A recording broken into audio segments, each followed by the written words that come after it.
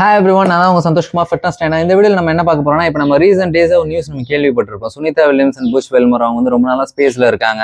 அதனால ஆக்சுவலி இந்த வீடியோ எதுக்காகனா, அவங்க எப்படி ஸ்பேஸ்க்கு போனாங்க, எப்படி ரிட்டர்ன் வருவாங்க, அதெல்லாம் பார்க்க போகிறது கிடையாது. அட்ஸ் அ ஃபிட்னஸ் ட்ரெயின் பெர்ஸ்பெக்டிவ்ல அவங்க வந்து ரொம்ப நாள் அங்கே இருக்கிறதுனால அவங்களுக்கு என்னென்ன பிரச்சனை வருங்கிறத நாசா நமக்கு சொன்னதை வச்சு நம்ம அண்டர்ஸ்டாண்ட் பண்ணி பார்க்க போறோம். ஸோ இப்போ நம்ம வீடியோ ஸ்டார்ட் பண்ணலாம், ஓகேவா? அதில் வந்து நம்பர் 1 வந்து யூரோப்பியன் ஸ்பேஸ் ஏஜென்சி வந்து என்ன சொல்லியிருக்காங்கன்னா வந்து அவங்க அதிகப்படியான வந்து ரேடியேஷன் வந்து அவங்க பாடியை வந்து அஃபெக்ட் பண்ணும். எக்ஸாக்டா சொன்னா இந்த ஈஸ்டர்ன் கோஸ்ட் ஆஃப் சவுத் அமெரிக்கான்னு சொல்றாங்க. அந்த இடத்துக்கு வந்து அந்த ஸ்பேஸ் ஸ்டேஷன் வந்து டிராவல் ஆகும்போது 30 டைம்ஸ் வந்து நம்ம எர்த்தை கம்பேர் பண்ணும்போது அதிகப்படியான ரேடியேஷன்ல அவங்க அஃபெக்ட் ஆவாங்க. இதை நம்ம எப்படி சொல்லணும்னா, ஒரு வாரத்துக்கு நம்ம பூமியில இருந்து நம்ம எந்த அளவுக்கு நம்ம மேல ரேடியேஷன் படுமோ, இதே மாதிரி ஸ்பேஸ்ல நீங்க ஒரு வாரம் இருந்தீங்கன்னா, ஒரு வருஷம் நீங்க பூமியில இருந்தீங்கன்னா எந்த அளவுக்கு ரேடியேஷன் படுமோ அந்த அளவுக்கு எஃபெக்ட் இருக்கும், ஓகேவா? கார்சினோஜெனிக் எஃபெக்ட் அப்படின்னு சொல்றாங்க. விச் மீன் வந்து கேன்சர் வரதுக்கான வாய்ப்புகள் அதிகமா இருக்கு. உங்களோட டிஷ்யூ டேமேஜ் ஆகலாம், உங்களோட நர்வ் சிஸ்டம் வந்து வீக் ஆகும். இது இல்லாம ரேடியேஷன் சிக்னஸ் அப்படின்னு சொல்லிட்டு ஒன்று சொல்றாங்க. அது மட்டும் இல்லாம டார்மன் மைக்ரோஸ், விச் மீன் வந்து உங்களோட மெட்டபாலிக் ஆக்டிவிட்டி வந்து இம்ப்ராப்பரா ஆகலாம். மெட்டபாலிசம் பத்தி எல்லாருக்குமே தெரியும். ஃபேட் பர்னிங் ப்ராசஸ், எல்லா ப்ராசஸுமே நம்ம பாடியில் அதுதான் பண்ணும். ஸோ அதுவே வந்து டெம்பரரியா வீக் ஆகலாம் அப்படின்னு சொல்றாங்க. இப்ப நாசா என்ன சொல்றாங்கன்னா, அவங்க கண்டினியூஸா 0 கிராவிட்டில இருக்கிறதுனால ஒவ்வொரு மாசமும் பாத்தீங்கன்னா அவங்களோட போனோட இது டென்சிட்டி வந்து பாத்தீங்கன்னா 1% வந்து கம்மியாகும் அப்படின்னு சொல்றாங்க. பர்டிகுலரா சொல்லணும்னா லோவர் வெர்டிபிரே அப்படின்னு, விச் மீன் வந்து நம்ம முதுகு தண்டுல வந்து கீழ்ப்பகுதி அந்த இடத்துல வந்து போன் லாஸ் இருக்கும். அவங்களோட இடுப்பு பகுதியில போன் லாஸ் இருக்கும். இன்னொன்று ஃபெமர், அதான் நம்ம லோயர் பாடி கால் பகுதியில வந்து போன் லாஸ் இருக்கும். ஸோ இந்த மாதிரி இருக்கிறதுனால அவங்களுக்கு இன்ஜுரிக்கான ரிஸ்க்கும் அதிகமாகவும் அவங்களோட பிசிக்கல் கேப்பபிலிட்டியும் வந்து கொஞ்சம் கொஞ்சமா குறைய ஆரம்பிச்சிடும் அப்படிங்கிறாங்க. இன்னொன்று அவங்க 0 கிராவிட்டியில இருக்கிறதுனால பாடியில உள்ள ஃப்ளூயிட்ஸ்லாம் பார்த்தீங்கன்னா மேல் நோக்கி போகும், விச் மீன் வந்து உங்க அப்பர் பாடிக்கு போகும்.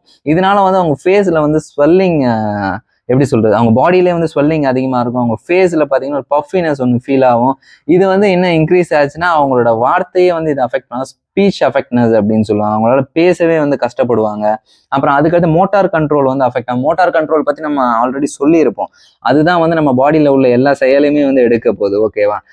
இதுக்கு அடுத்த கட்டம் அவங்க என்ன சொல்றாங்கன்னா, அவங்களோட சென்சரி பெர்செப்ஷனே வந்து அஃபெக்ட் ஆகும். விஷயம் நம்ம கோவிட் வந்து நம்மளால ஸ்மெல் பண்ண முடியாது, டேஸ்ட் பண்ண முடியாது, அதெல்லாம் இருக்குல்ல.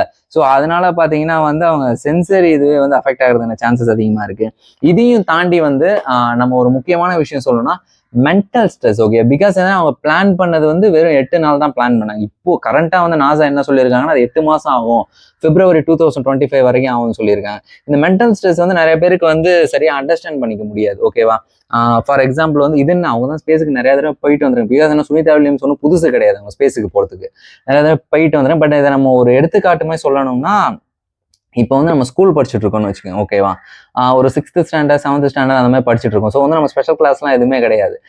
நமக்கு வந்து ஆனுவல் எக்ஸாம் முடிஞ்சோடனே நமக்கு லீவ் விடுவாங்க. நம்ம ஆனுவல் லீவ்னு சொல்லுவோம். ஒரு 1 மந்த்தாவது மினிமம் கொடுப்பாங்க, இல்லை ஒரு 20 டேஸாவது கொடுப்பாங்க, ஓகேவா? நம்ம ஸ்கூல் ஸ்டூடெண்ட்டாக நம்ம என்ன பண்ணுவோம், ரொம்ப ஹாப்பியாக இருப்போம், ஓகேவா? பட் ஆனால் ஆனுவல் லீவுன்னு உங்களுக்கு அனௌன்ஸ் பண்ணிட்டாங்க.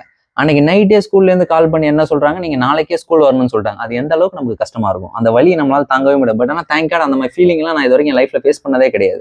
ஸோ அந்த மாதிரி ஒரு ஸ்கூல் ஸ்டூடெண்ட் வந்து எந்த அளவுக்கு மன உளைச்சலுக்கு ஆளாவாங்களோ அதை விட அவங்க 10 மடங்கு மன உளைச்சலுக்கு ஆளாவங்க மேல இருக்காங்க, ஓகேவா? ஸோ என்னால் இதை தாண்டி இந்த வழியை எப்படி வெளிப்படுத்துறதுன்னு தெரியல. ஸோ புரியுறவங்களுக்கு புரிஞ்சிருக்கும்னு நினைக்கிறேன். Thank you so much. இது எல்லாமே உங்களுக்கு வேற ஏதாவது டவுட்ஸ் இருந்தால் காமெண்ட் செக்ஷனில் காமெண்ட் பண்ணுங்க, கண்டிப்பாக ரிப்ளை பண்ணுறேன்.